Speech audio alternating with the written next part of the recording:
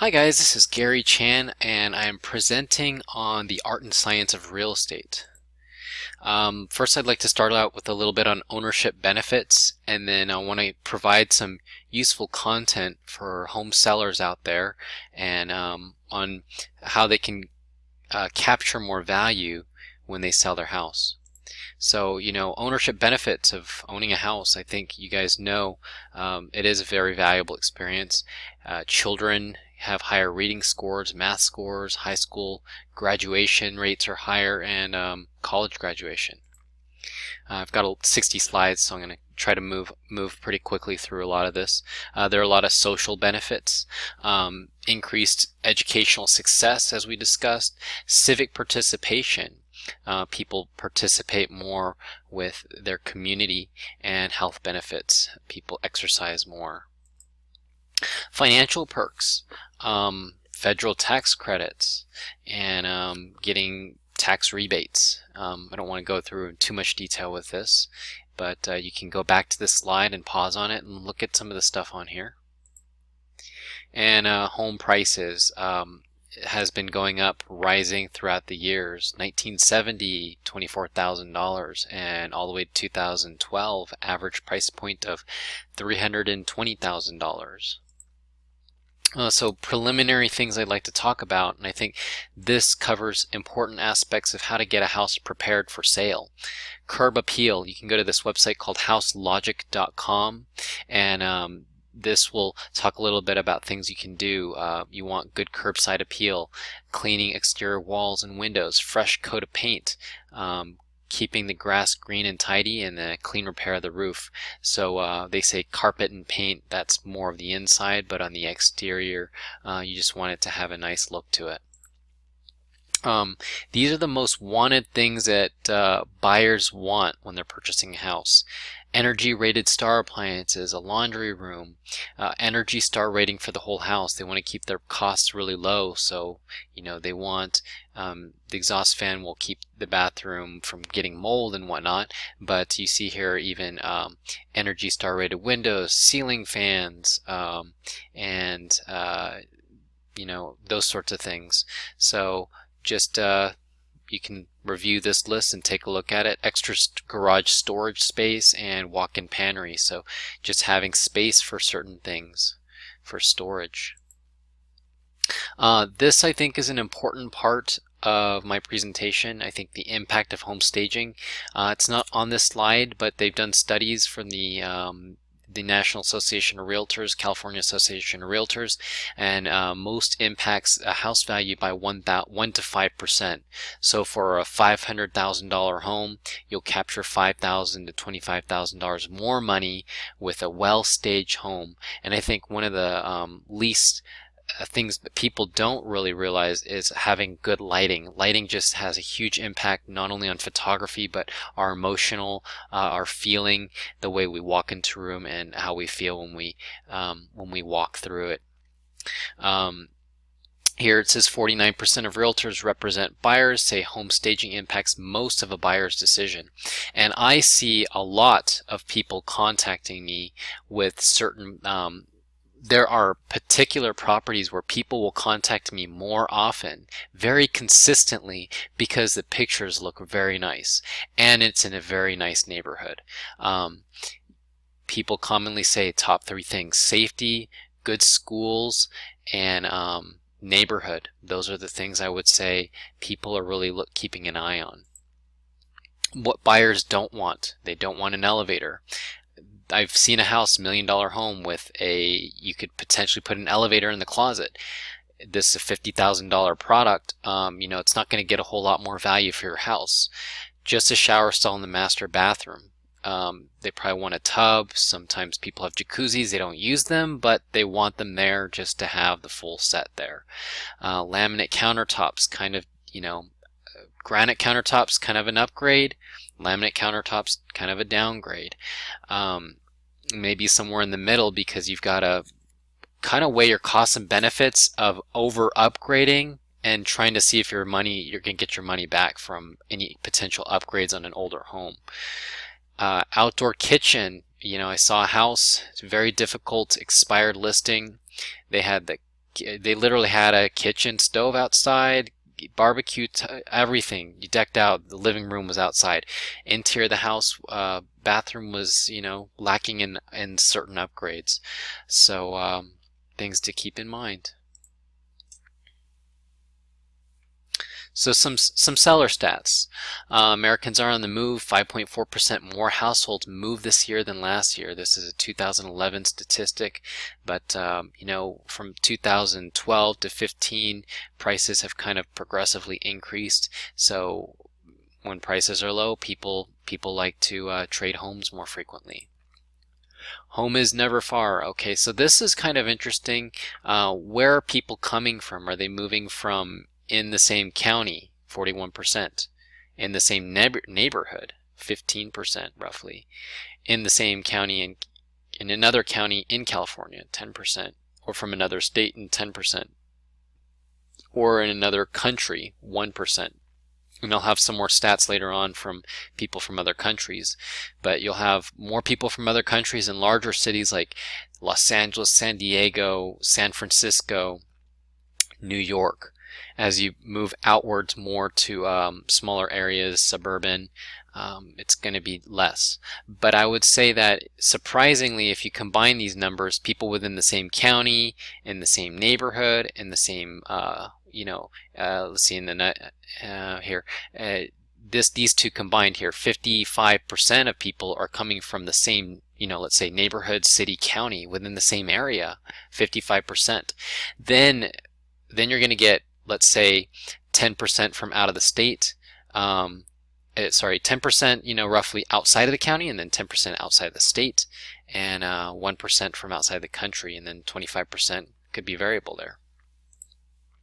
So marketing broadly and strongly within your local community, with direct mail, with open houses, with online. 92% of buyers are online, so having a strong online marketing presence through Google advertising, through all of the real estate websites, and syndicating through all of that. So how many homes did most buyers view before purchasing? So you've got all these roughly it's going to be about 10, 5, 6, 7, 8, 9, 10, 11, 12. It's going to be about 10 homes. But going through working with an agent, I think, is a very strong thing. I've looked at personally well over thousands of homes. I've previewed probably about 10,000 homes online, and so it gives me a really more of a, let's say, I can narrow things down much more quickly. I can get a better sense of what's going to work, what's not going to work for someone's needs. And you really want to get the cream of the crop for neighborhoods, price points, number of bedrooms, bathrooms. It's going to save you a lot of time. You're going to be a lot more happy with the experience. You're going to close your deal a lot more smoothly, not go into finance and then have to back out. So open houses, I've seen other statistics saying 5 to 8%. Here it says 3%. But agent and website combined, you're going to get like 93% right there. Homes are selling fast. Yeah, this was in 2013. Things were moving very quickly. Depends on your local area and the market. Currently, as I speak right now, days on market in my area are probably about 70 days. You move to LA, I've had property sell in like within days. It really depends on how well the home's marketed, what neighborhood it's in, and like I said, I've literally, I see homes well marketed, well staged, pictures are good, it moves. There's just so much activity on just very few homes versus the broad amount of homes that are out there on the market. It's just supply and demand. It's like dating, the more attractive house is going to get more activity, more interest on it. How did home sellers handle multiple offers? So we have here, 3, 6 offers. Right now, I'd say in my market, probably 3 offers is pretty good. Yeah, I've gotten actually 20 offers on a property, but how many good ones? How many of the top offers you're going to get? 3 to 5 offers probably sounds about right. And then you've got to figure out, not only is it a cash offer, is it what type of financing, conventional, people kind of shy away from sell or lease back. So kind of go through those offers, look and see who your buyers are, and see if it's a strong one and they're gonna stick in towards the close, because sometimes you get in the deal and then they back out. Then you got to start all over again. It's a headache, and it loses traction on a resale because people think that the house has problems with it. Here, 77% took the highest offer. That's good to know. 47% took the best mortgage qualified buyer. 39% took the offer without contingencies. It's going to be more complicated if, I have to sell my house before I purchase your house. Now it's dependent on that. That's going to be a little bit more complicated. 23% took all cash offers, and 14% took the offer because the buyer's ability to close the fastest. I've got only 4 more minutes, so I got to move pretty fast here. Social media is on the rise for buyers. Bottom line is that agents need to communicate with their clients through the means that clients like. If they like text messaging, phone calls, email, or whatever, and we've got to respond very quickly. There's a pretty high demand with all this technology for agents to work with their clients very efficiently. But where people are looking for houses, right? They're 44% are looking for buyer tips and suggestions from friends. 44% are looking for neighborhood information from friends, Facebook accounts, agent referrals, 35%. So you can kind of see the breakdown here. But basically all sources, right? If you combine all this, everything's going to get you a little bit of information is where buyers are looking. And here, this is kind of what I was talking about with mobile technology and communication. Buyers is your website ready, right? Like for this is for agents, talking to agents and saying, hey, we should be getting our information out to customers through their phones, through internet, and having our website mobile ready. And because actually the statistic is 90% of people are using mobile devices right here, are using mobile devices to find homes. Financing, very important part, and I've gotten only like a couple minutes left here. You can read through these. This is the biggest myth, is people think if they check their credit score too many times, it'll lower their credit score. That's not true. And I'm just going to read through these and see if anything else is important. You should close your old or inactive accounts.